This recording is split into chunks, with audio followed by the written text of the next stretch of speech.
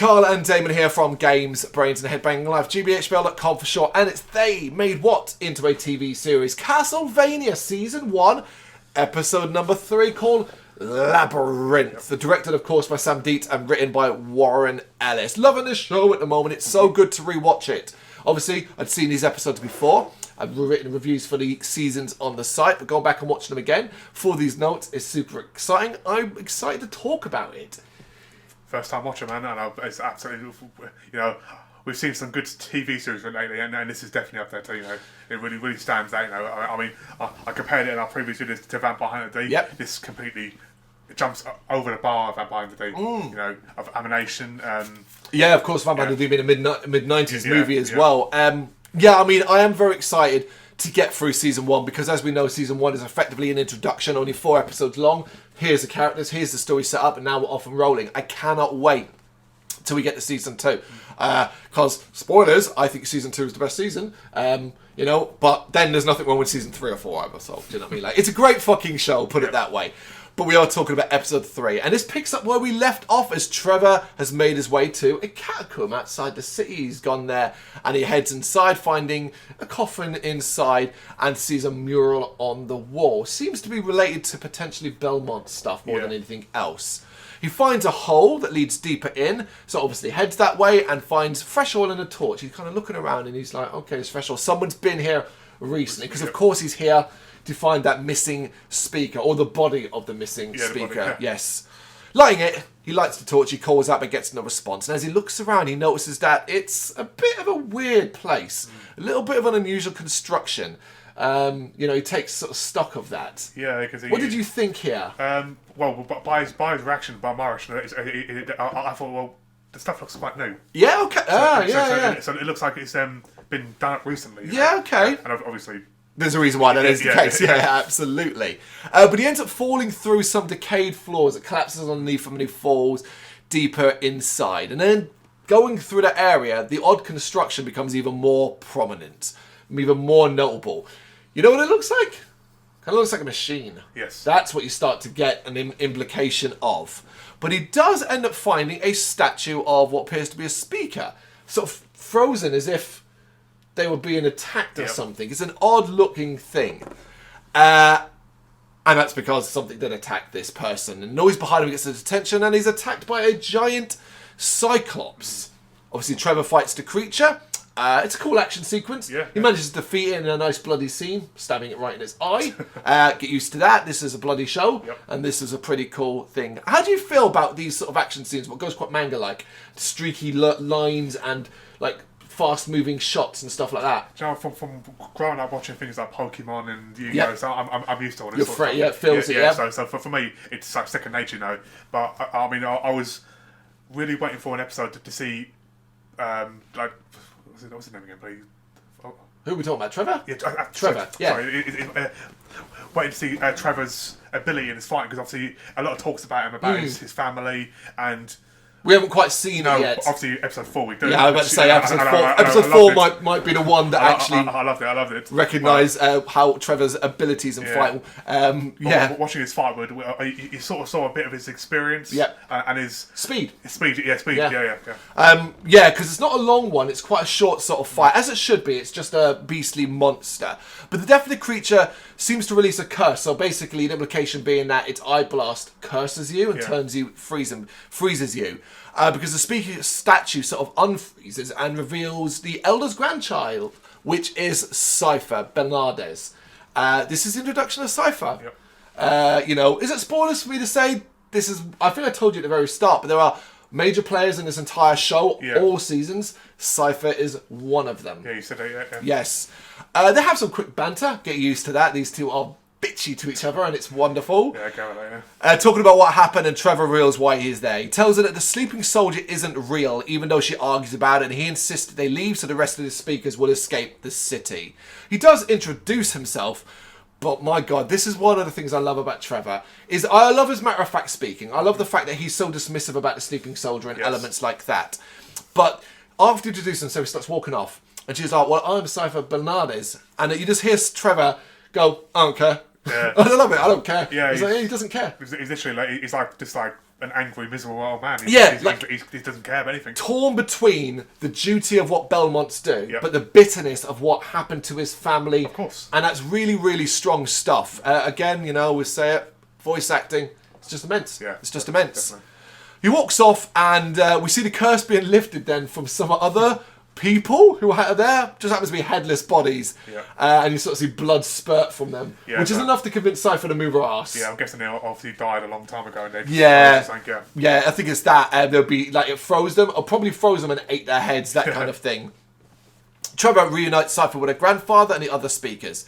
Trevor suggests that Dracula is responsible for the Cyclops trap. So basically, Trevor's thing is like, there's no hero down there.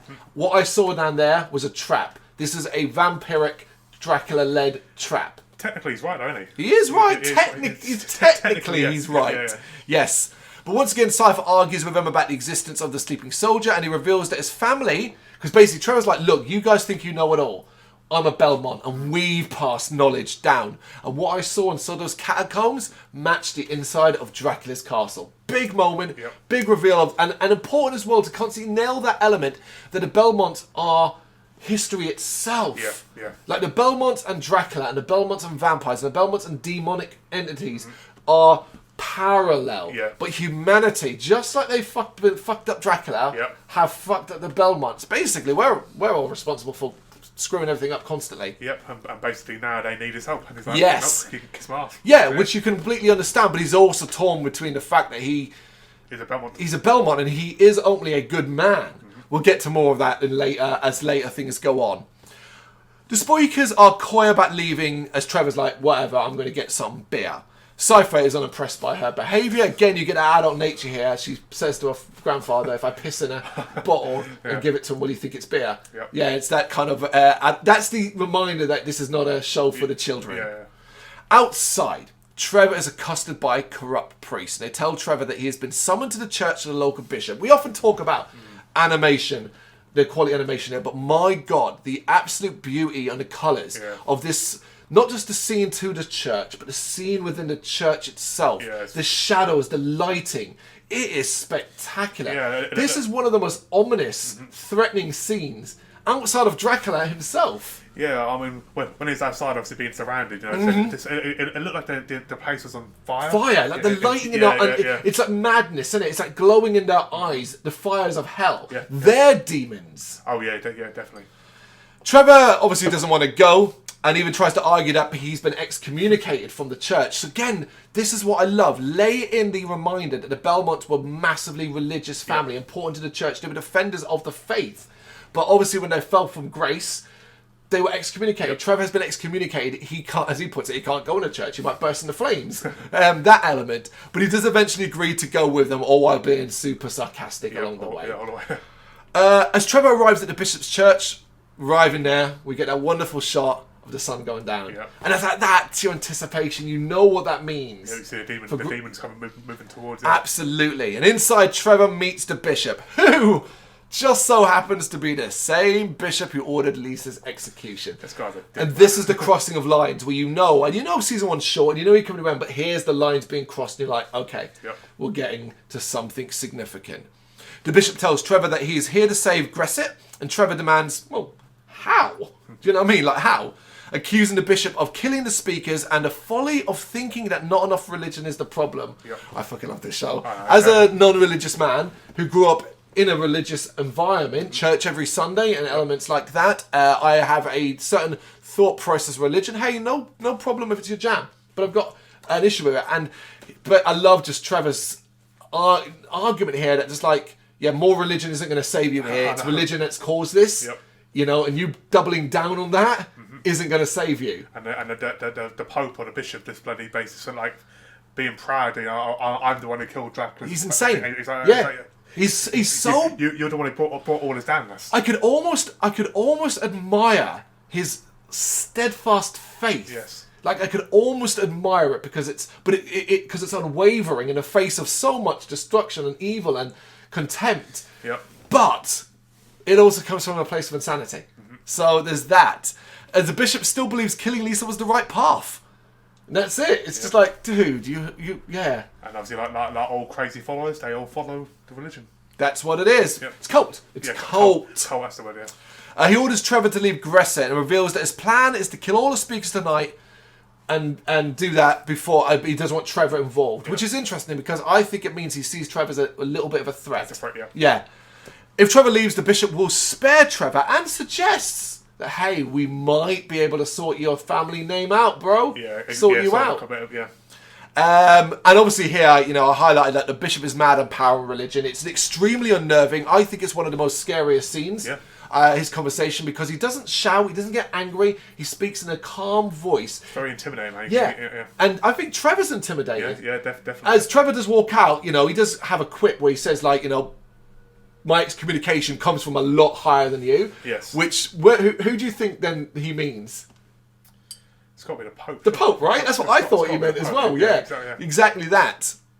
So Trevor leaves and goes back to the speakers, and he reveals to them that they are to die tonight in Trevor's also blunt fashion. He doesn't exactly go, so, hey guys, I think you need to move. He's like, yeah, you're all going to die.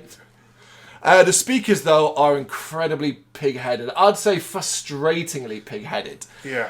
Refusing to leave, as they believe that they are here to help people. It's what they exist for, and that they believe that they can save these people. Yep. And, yeah, it's frustrating. It is, because as Trevor says to them, like, they don't believe that. Yeah. They believe it's your fault and they're going to kill you. That's exactly it. And Trevor gets mad. Yeah. He's furious with them that these people that you want to save want you dead. Yeah, and the fact obviously he made him a promise that if he saved his granddaughter, he'd leave. But obviously now he's going back on that.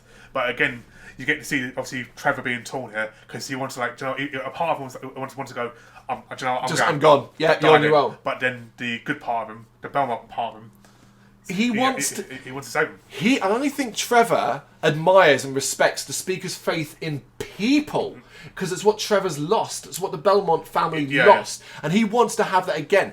Because, as the grandfather speaker points out, the people are being lied to. Yep. They're being twisted by the lies of this religious cult. And you can't blame someone for believing these lies. And he uses the lies about the Belmonts to make his point. Yeah. You can't run away from this. You can only try and change it. That's also, so on. That's also why I think, because obviously the speakers, obviously they're supporters of the Belmonts too. So obviously, I don't know what to call it, they're allies. They have faith. Yeah. They have faith, but in people. And what really hit hard about for me is I think this is real world parallels. I don't want to get into the politics of real life now, but when you talk about people being lied to and elements like that and so on, and how it's easy to hate those people because they've been lied to and then made poor decisions, and it's like, no, there's a famous line by a radio journalist that I particularly like, which is, don't hate the con man, don't hate the con, hate the con man. That's that element, that kind of thing. James O'Brien. Yeah, James O'Brien. Yeah. How do you know that? Because he said it today. I always say it. Yeah, it's James. Yeah, exactly that. Someone that I listen to and admire and so on, and it's something I subscribe to. So to see it used in the context, and it's not an original thing because it's been used since the dawn of time. Yeah. Hey, go back to witch burnings in Salem. Do you know what I mean? How many poor women were put to the death, or families ripped apart by lies. But also, I also part of me believes it's like. But if you choose, you still make a choice to believe those lies, man. So it's in you. Yeah, but it's often driven by fear. Yes. And that's what fear is happening here. So I think it's a really powerful scene, enough to convince Trevor to help them. And he takes them to the Cyclops chamber. That's where he hides them, basically. Yep. And we get to the end. As the sun is going down, we see the night creatures advancing on the city, while a mob inside is heading out to find and kill the speakers. Great contrast here. What's evil?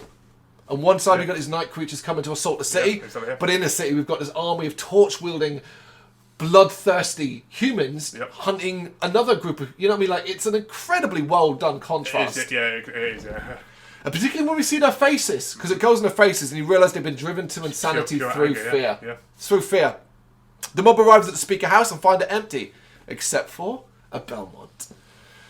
Trevor refuses to give it to speakers and kind of gets into the priest berating him, including slapping Trevor a couple of times across the face. Yeah. But Trevor stands tall and does a speech remembering who the Belmonts are and then fights. Yeah. And this is what we're talking about. Bursting out of this.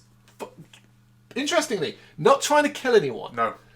disarming them, harming them, but trying to make his way through them, rushing out of the city, disarming some of the mob as he goes along, bringing down a cross in a wonderful scene of bringing down the cross. Yep. I mean, I would love to know someone who's highly religious, how do you feel about some of this iconography and some of the elements that this particular episode is doing, because Trevor ripping down the cross to collapse and fall amongst the people, you can kind of see what they're getting across here, which is the fall of religion. Yep. And he escapes into the city as the crowd sort of, let's be honest, standing going, what just happened? I mean, his speed is unbelievable. The weapons were gone from their hands in about 2 seconds, and they're like, what happened? Yeah, Trevor uses his skills to avoid being killed, but inevitably has to kill some of the priests when they attack. Do like this scene, he's getting shot with arrows, having to dodge, move while fight with his sword, and then he inevitably has to just kill some of them. Oh well. And the episode ends with Trevor being pursued by the mob, as we see a great shot of the city and the night creatures swooping in, and you kind of like, oh, episode 4 is it's all kicking off. Yeah, wonderful episode. Great episode, but I was so glad I got to watch number 4 because I knew something big was going to happen, man. Yeah. It is an incredible episode. It's built up lovely. You know, we now introduce Cypher. We're now really pushing the religious and the fear and how it can twist mind aspect. Some wonderful visual shots. It's the perfect setup to what will be the final episode of season 1, and was, I believe, the 4 episodes enough to convince Netflix to go, yeah, mate, you've got something here. We want more. We want more. That's episode 3, Labyrinth. We loved it. What do you think? Let us know in the comments. Thank you very much for watching. If you liked what you saw, please help us out by giving us a thumbs up and hitting that subscribe button. If you really liked what you saw, consider donating to keep the website and channel running by buying us a coffee via our coffee page or picking up some merch from our Big Cartel store. You can check us out on gbhbl.com, as well as via our social media, Facebook, Instagram and Twitter, as well as listen to our interviews via SoundCloud, Apple Music and Spotify. Just search for GBHBL. Games, horror and heavy metal. What else is life for?